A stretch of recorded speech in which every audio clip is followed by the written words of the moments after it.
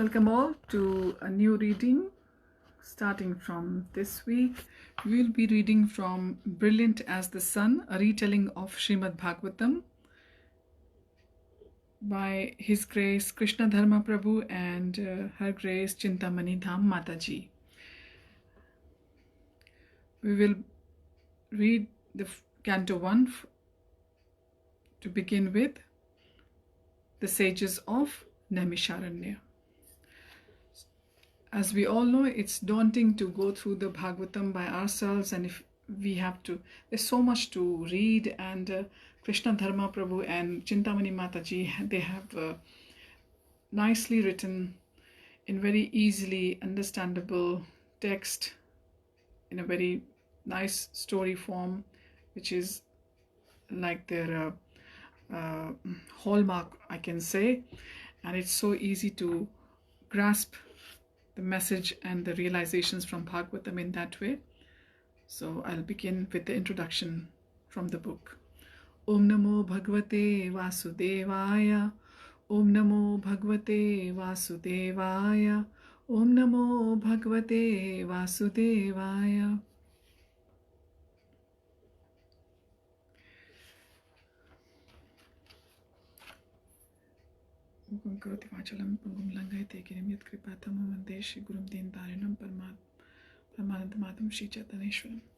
So we'll begin with the introduction first.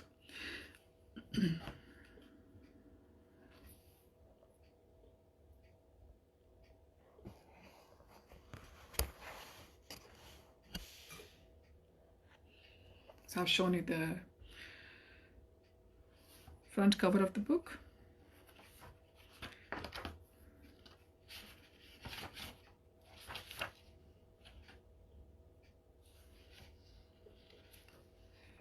Ancient Vedic text describes 4 great ages of man that repeat themselves in an endless cycle. Beginning with the golden age known as Satyug, they gradually degrade until the final age, which is known as Kali Yuga, the iron age of quarrel and hypocrisy.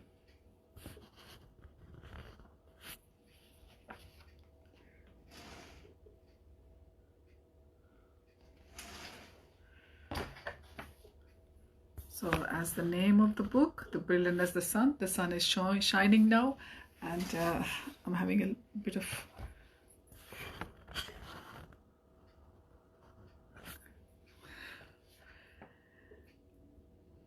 "5,000 years ago, when Kali Yuga began, the great sage Vyasadeva saw a mystical vision, the terrible miseries we would endure during this age. Out of compassion, he sent us the transcendental teaching known as Srimad Bhagavatam, which literally means the beautiful pastimes of Supreme Lord.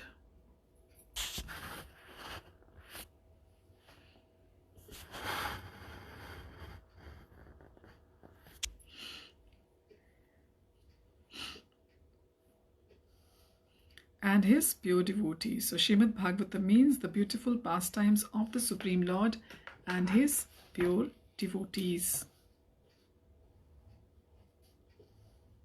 The great spiritual treatise contains the secrets by which we can free ourselves from suffering the experience ever-increasing joy.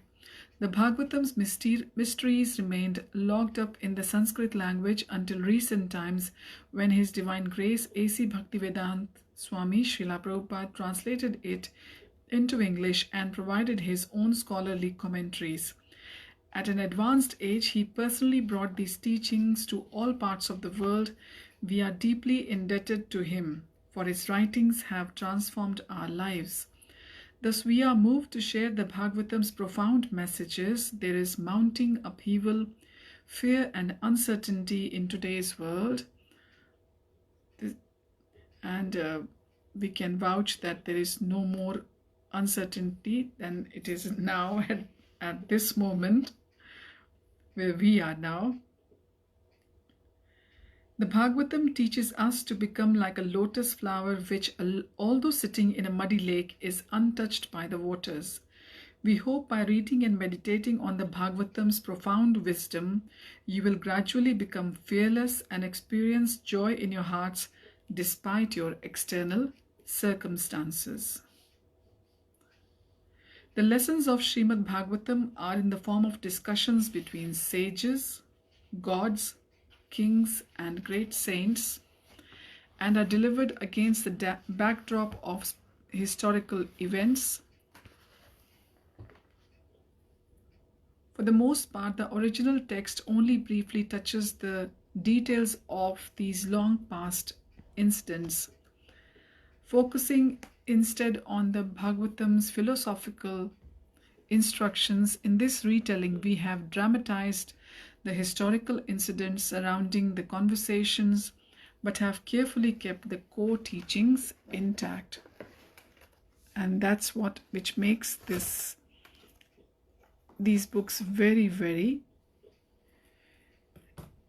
important and easy to understand as well.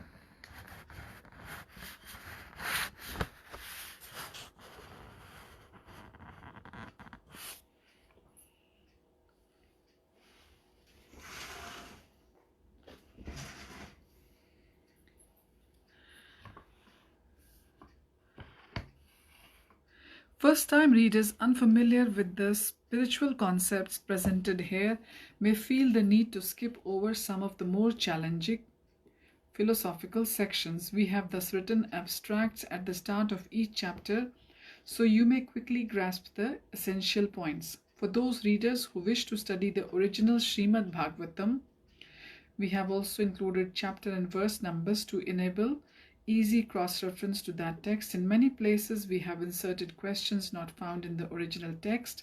This is to help the reader see the flow of the conversations. Often these questions have been borrowed from the commentaries of Vishwanath Chakravarti Thakur, a great saint and commentator on Srimad Bhagavatam. We have also included a table as an appendix showing how the conversations and stories are nestled within other conversations. The Bhagavatam is comprised of 12 cantos or divisions. This book is a rendition of the first canto, which introduces the Bhagavatam's foundational conversation between Sutta Goswami and an assembly of sages at Naimisharanya.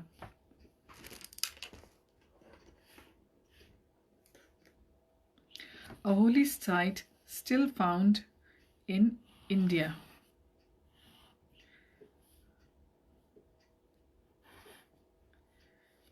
The first 9 cantos reveal God's power and greatness, while the 10th and 11th cantos show the sweetness and charming personality. The 12th canto ends the work with a description of the dreadful ills that will unfold during the 432,000 years of the Kali Yuga. So this is the length of the Kali Yuga. Kali Yuga is the shortest of all the yugas, but it is the most troublesome, and it is, could be say, for doing devotional service, this is one of the best yugas. It is advised that we will gradually present all 12 cantos in serial form. Yeah, for information, I would like to tell that I think 4 cantos are already out and 5th canto is coming, or I think 5th is also published. I will tell you correctly next time when I read. It is advised that one hear Srimad Bhagavatam from self-realized devotees of Krishna. Since we are not such persons, one might ask why we undertook this work. The primary reason is the order of Srila Prabhupada, who asked that his followers present his works to others in their own words. Indeed, he sometimes had his disciples give lectures on the Bhagavatam in his own presence, knowing that this is the one of the best ways to assimilate its instructions. The key requirement is that one adhere closely to the teachings of the self-realized souls and not to exceed them by the power of one's limited intellect. We have rigorously endeavored to abide by this edict always carefully referring to Srila Prabhupada's translations and commentaries. We hope that, therefore, that our humble attempt will attract the reader to subsequently take up the study of his work, for he has shown himself to be without doubt the qualified teacher of the Bhagavatam. Srila Prabhupada ki jai. We pray our efforts to share Srimad Bhagavatam will please its author, the Divine Incarnation Vyasadeva, as well as our beloved teacher Srila Prabhupada and all the Lord's pure devotees. We offer them our most sincere respects and beg that they bless us by empowering this book to play some small part in uplifting those suffering in this awful age. Om Tat Sat, Krishna Dharma Prabhu and Shintamani Dharma Dhamadasi Mataji. Okay, now there is some invocations from first canto, chapters 1, 2, 3. It's verses 1 to 3.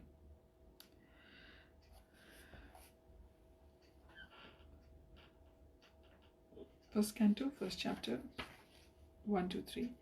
To you, all the pervading Lord, I offer all esteem, from whom the worlds originate, on whom they do depend, which seeming real to gods and men are but passing dreams, that you bring back into yourself when time comes to its ends. Supreme Godhead who taught Brahma, cosmic creator, nothing is unknown to you, nor can it ever be, for all existence must but move according to your law.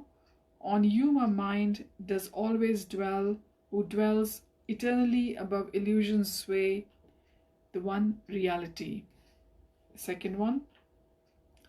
This beautiful Bhagavad does the highest truth contains, devoid of all deception, to free us from all pain, only known by those who are released from matter's thrall, destroying delusion for the benefit of all, compiled by sage Vyasadeva. It will reveal the Lord to any who with faith do read its transcendental words. And the third verse. Men of wisdom and of taste, please relish this fine fruit of the wish-fulfilling tree of ancient Vedic love, made sweeter still by the lips of Shuka, great astute. It does bestow on all a bliss that lasts forevermore. Okay, now we begin the reading. Remember, this is the reading from Canto 1, and it's called the Sages of Naimisharanya. The first part is questions by the sages.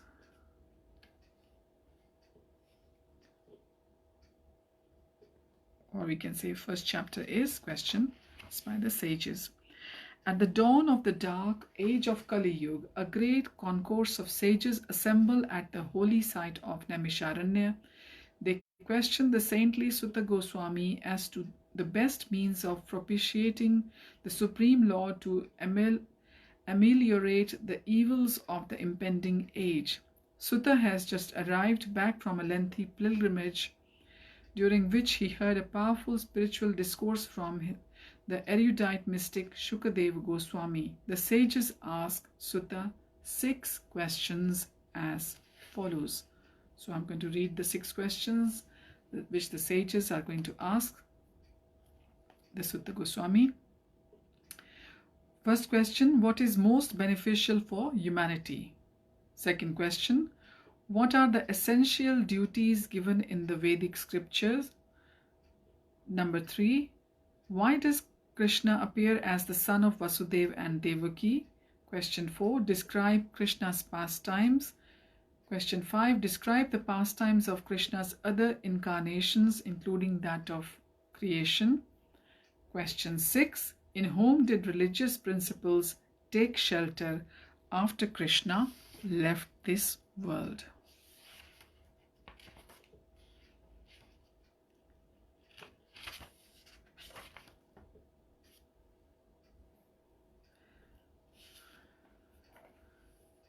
So this is from chapter 1, verses 4 to 5. So, Om Swaha Swaha Swaha, the crackling of the sacrificial fires as priests fed them with ladles of ghee was drowned out by the sages' loud chanting of sacred incantations. As the sun rose over Naimisharanya forest, the priests manning the fires changed places with those who had been reciting mantras. Blackened by the smoke, they went to the nearby river to bathe. The elderly Shaunaka, son of the celestial sage Bhrigu, walked from one fire to another, checking with the chief priest to ensure that they had all they needed to continue their sacrifice. Bring more firewood here, he called out to the runners. As he turned toward the next fire, a young Brahmana hurriedly came toward him. O Holy One, the revered Sutta Goswami has returned. Shaunak's eyes widened in happiness. Sutta is back. Where is he? Bathing in the river, my lord. I just came from there now.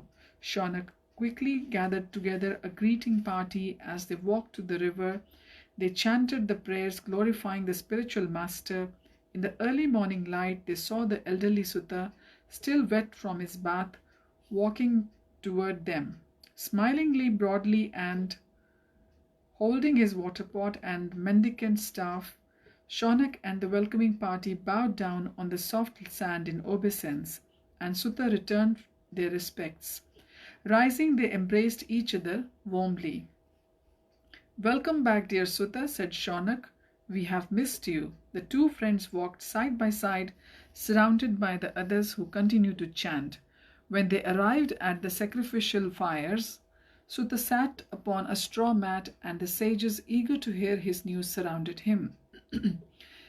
Dear sages, began Sutta, I congratulate you on your dedication to your service here. For a long time you have maintained this great sacrifice to supplicate the Supreme Lord. Your mission is crucial for the world's good. Thank you, Sutta, said Shaunak.